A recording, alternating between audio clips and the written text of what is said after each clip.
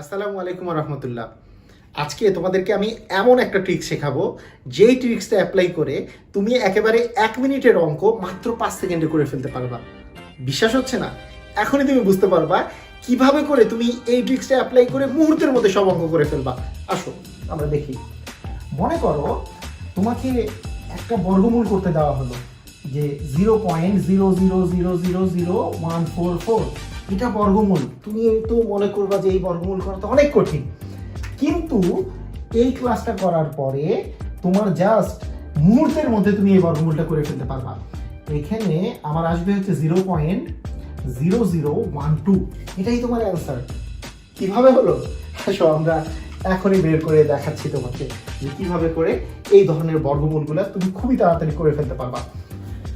প্রথমত মনে করো আছে 0.0016। তুমি যেই কাজটা করবা, প্রথমে হচ্ছে দশমিকের পরে যেই অঙ্কগুলো আছে সেই অঙ্কগুলোকে তুমি প্রথমে জোড়া মিলাবা। এই যে এখানে এক জোড়া, দুই জোড়া, জোড়া মিলে গেছে না?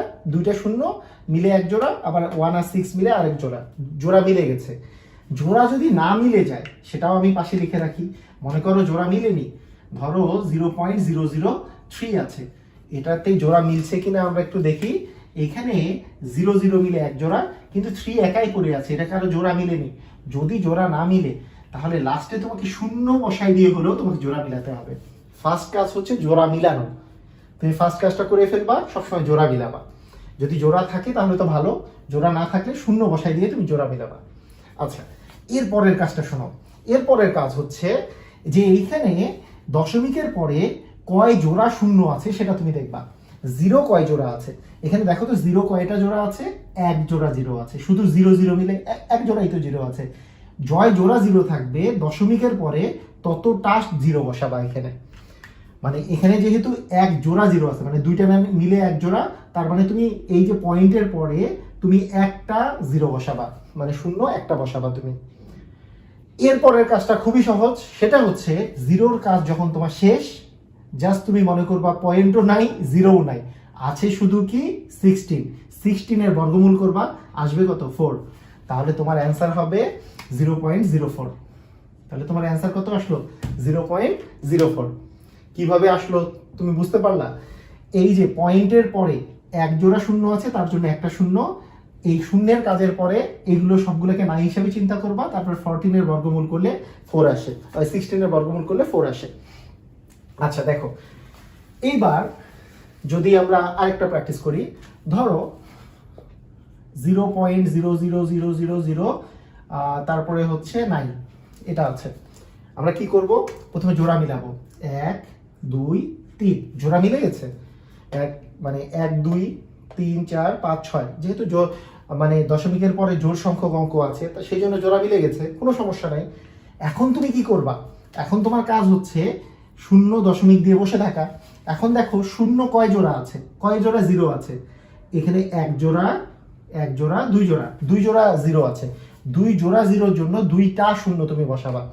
যত জোড়া জিরো থাকবে ততটা শূন্য তুমি বসাবা। এখন তুমি বলবা যে না, এখানে তো আরেকটা শূন্য আছে, কিন্তু এইটা তো শূন্যর জোড়া না, এটা তো শূন্য নয়, সেই জন্য এইটাকে তুমি জিরোর জোড়া বলবা না।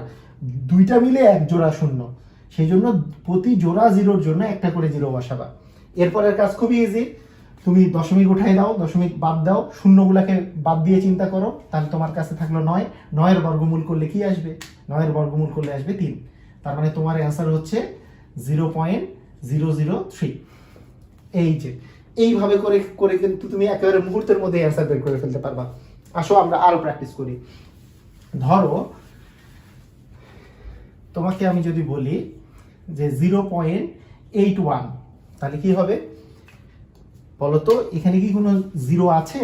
জিরো নেই, তাহলে 0 পয়েন্ট, কোনো জিরোর কোনো জোড়াও নাই, কিন্তু এখানে এক জোড়া যেহেতু আছে, আমার তো প্রথম কাজ হচ্ছে জোড়া মিলানো। এখানে জোড়া মিলে আছে কিন্তু কোনো জিরোর কোনো জোড়া নেই, তাই এখানে কোনো জিরো বসবে না।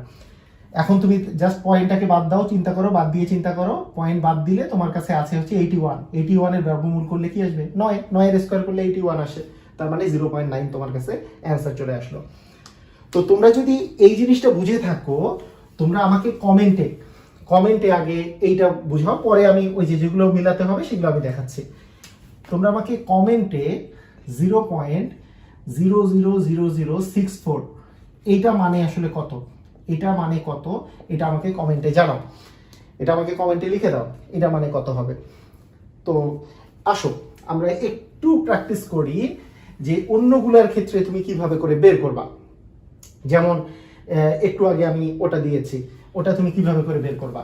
দেখো, ধরো তোমার কাছে আছে √0.003 এটা আছে, তাহলে তুমি কি করবা, প্রথমে তো জোড়া মিলানো, এক জোড়া, কিন্তু দ্বিতীয় জোড়া মিলছে না, তাই একটা শূন্য বসাই দিয়ে তুমি জোড়া মিলাবা। ফার্স্ট কাজ হচ্ছে এটা। সেকেন্ড কাজ হচ্ছে 0. এখন এক জোড়া শূন্য আছে, সেজন্য একটা শূন্য, শেষ, মানে কাহিনী কিন্তু শেষ।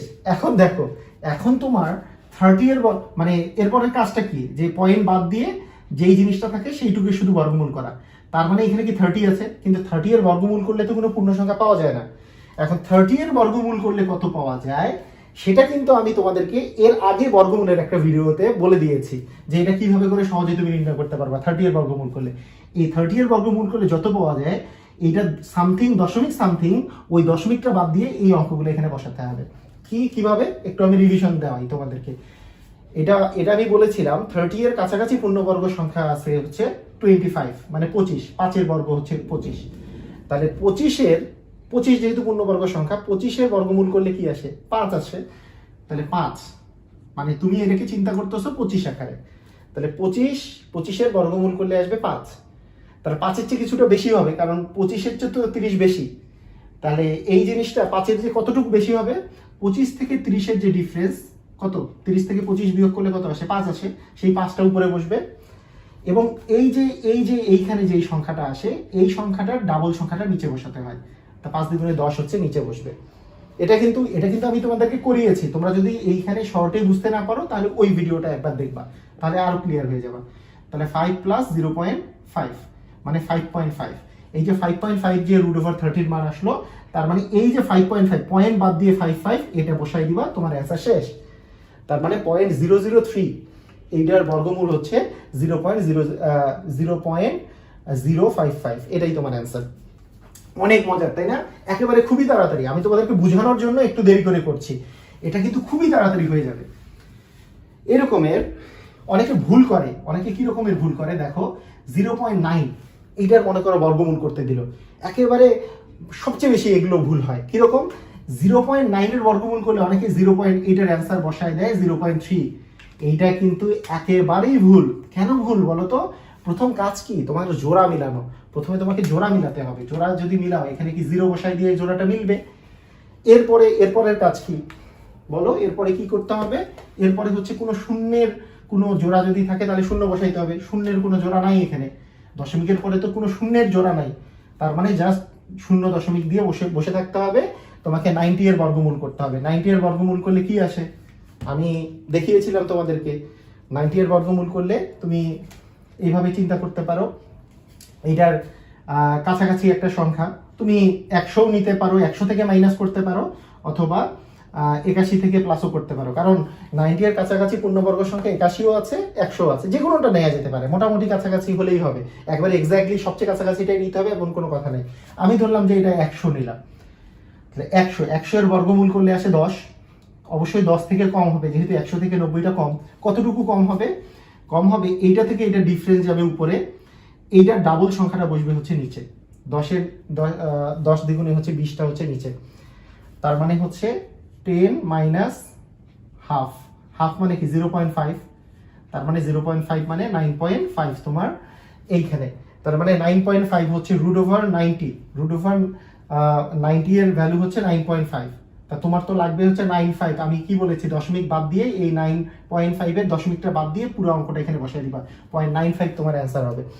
তার মানে 0.9 এর বর্গমূল করলে 0.95 তোমার অ্যান্সার হবে। এভাবে করে তুমি মুহূর্তের মধ্যে যে কোনো বর্গমূল কিন্তু করে ফেলতে পারবা।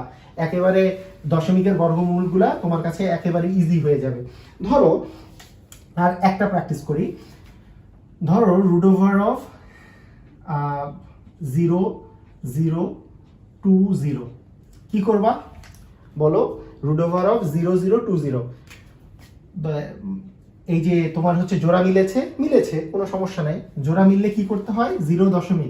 এই যে দেখো প্রথমে যে শূন্যের জোড়া আছে একটা শূন্য বসবে, এক জোড়া শূন্য আছে সেই জন্য একটা শূন্য তুমি বসালা। এরপরে কি কাজ, দশমিক এবং শূন্য বাদ দিয়ে তুমি 20 চিন্তা করবা। 20 এর বর্গমূল করো।